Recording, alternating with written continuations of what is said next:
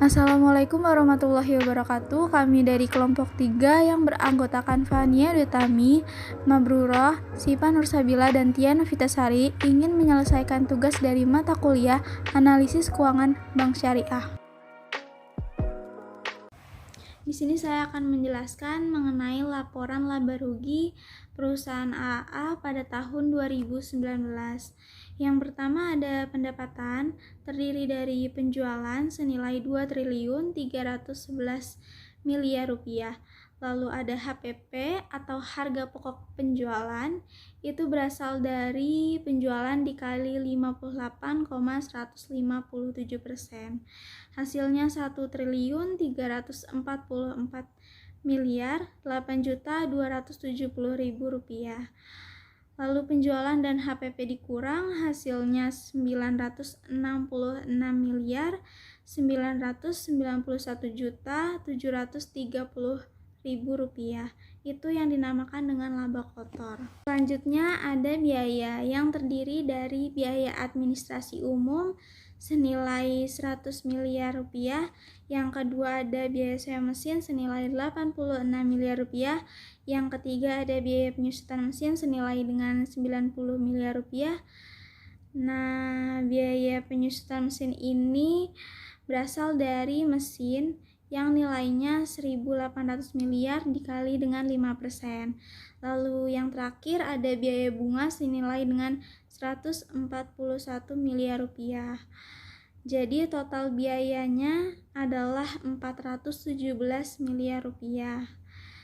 Selanjutnya pendapatan dikurang dengan biaya. Hasilnya yaitu 549 miliar 991.730.000 rupiah. Itu yang dinamakan dengan laba operasi. Selanjutnya ada pendapatan lain-lain yang terdiri dari surplus modal senilai 550 miliar rupiah. Lalu laba operasi dengan hasil dari pendapatan lain-lain ditambah hasilnya adalah 1.099 miliar 991.730.000 rupiah. Itu dinamakan dengan laba sebelum pajak. Selanjutnya ada pajak senilai 373 miliar 997.188.200 rupiah. Itu dari laba sebelum pajak dikali dengan 34%. Nah, selanjutnya laba sebelum pajak dan pajak itu dikurang. Hasilnya 725 miliar 994.541.800 rupiah. Itu dinamakan dengan laba sebelum pajak. Jadi itu dia laporan laba rugi dari perusahaan PT AA tahun 2019. Lalu selanjutnya itu laporan neraca. Di dalam laporan neraca yaitu ada aktiva atau yang sering disebut dengan aset, dan ada juga kewajiban atau yang sering disebut dengan pasifa. Di sini kita bahas yang pertama yaitu aktiva. Di sini ada aktiva lancar, yaitu ada kas sebesar 98 miliar rupiah, lalu ada piutang sebesar 188 miliar rupiah, lalu ada persediaan sebesar 422 miliar rupiah. Jadi total aktiva lancarnya yaitu sebesar 708 miliar rupiah. Didapatkan dari hasil kas ditambah piutang ditambah persediaan. Lalu selanjutnya ada aktiva tetap. Di sini ada tanah dan bangunan sebesar 108 miliar rupiah. Lalu ada mesin dan peralatan yaitu sebesar 1.800 miliar rupiah. Jadi total aktiva tetapnya yaitu 2.880 miliar rupiah. Lalu total keseluruhan aktivanya yaitu 3.588 miliar rupiah. Didapatkan dari hasil total aktiva lancar ditambah total aktiva tetap. Lalu selanjutnya yang kedua itu ada kewajiban atau pasifa. Di sini ada kewajiban lancar yaitu ada hutang dagang sebesar 344 miliar rupiah, lalu ada hutang usaha sebesar 196 miliar rupiah. Jadi total kewajiban lancarnya yaitu sebesar 504 miliar rupiah. Didapatkan dari hasil hutang dagang ditambah hutang usaha. Lalu selanjutnya ada kewajiban jangka panjang yaitu ada hutang hipotek yaitu sebesar 457 miliar rupiah. Lalu selanjutnya itu ada laba ditahan sebesar 2.041 miliar rupiah. Lalu ada ekuitas atau modal sebesar 550 miliar rupiah. Jadi, laba ditahan tambah ekuitas hasilnya itu 2.591 miliar rupiah. Lalu ditambahkan dengan total kewajiban lancar dan ditambahkan dengan total kewajiban jangka panjang. Jadi hasilnya yaitu 3.588 miliar rupiah. Saya akan menjelaskan cara menghitung rasio leverage. Rasio leverage itu ada dua. Yang pertama ada debt to equity ratio. Rumusnya total utang dibagi total modal sendiri. Total utang ada 997 miliar dibagi total modal sendiri ada 2.591 miliar. Hasilnya 0,03. Yang kedua itu ada debt to asset rasio.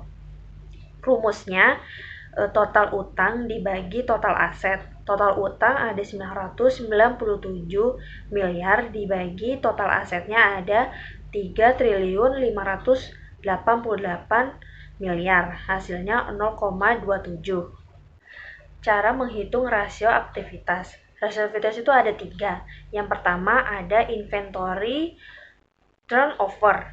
Rumusnya harga pokok penjualan dibagi rata-rata persediaan.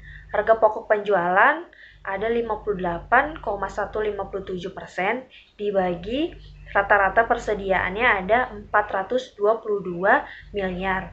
Sama dengan 58,157/100 dikali 1/422 miliar sama dengan 0,58157 dibagi 422 miliar sama dengan 1,378.